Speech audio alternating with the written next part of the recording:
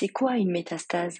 On a tous entendu parler un jour du cancer, cette maladie qui est provoquée par la transformation de certaines de nos cellules en cellules anormales, capables de se multiplier de manière incontrôlable. Ces cellules, qu'on appelle cellules cancéreuses ou tumorales, peuvent former après quelque temps une grosse masse qu'on appelle tumeur. En fonction du stade de croissance de la tumeur, les médecins donnent souvent un numéro, aussi appelé grade, associé au diagnostic. Plus ce chiffre sera faible, moins la tumeur aura eu le temps de grandir, mais plus le grade est élevé, plus la tumeur est agressive. Cela signifie que la tumeur a beaucoup grandi, mais aussi que certaines cellules cancéreuses ont réussi à s'échapper de la tumeur d'origine pour envahir de nouveaux organes pour former une nouvelle tumeur.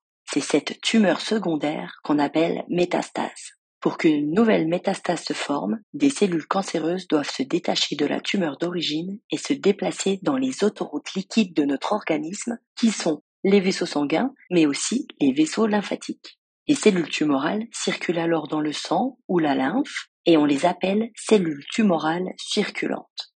La survie des cellules cancéreuses est très faible lors de cette étape, puisque ce sont des conditions très défavorables pour des cellules qui ont besoin de s'attacher sur une surface pour pouvoir continuer à proliférer de manière incontrôlée. Dans les vaisseaux, les cellules cancéreuses circulantes se retrouvent comme dans une rivière sauvage où elles peuvent rencontrer des cellules immunitaires comme les lymphocytes, les gardiens du sang, qui se feront une joie de les éliminer.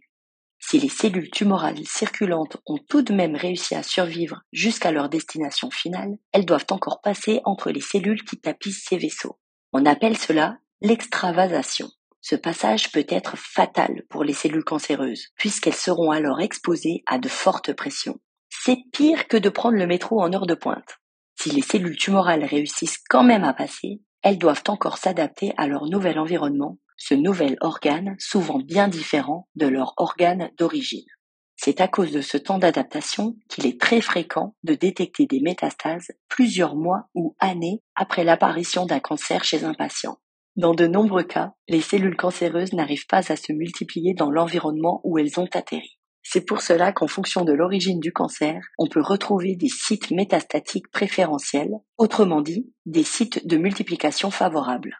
Par exemple, pour les cancers du sein, les métastases sont majoritairement retrouvées dans les os. Par contre, pour les cancers du rein, les métastases sont retrouvées plus souvent dans les poumons. Malgré toutes les conditions défavorables dans lesquelles se retrouvent les cellules cancéreuses circulantes, beaucoup trop arrivent à survivre et former de nouvelles tumeurs métastatiques. Ces métastases sont la cause des rechutes trop fréquentes des patients car elles échappent au traitement ciblant la tumeur primaire.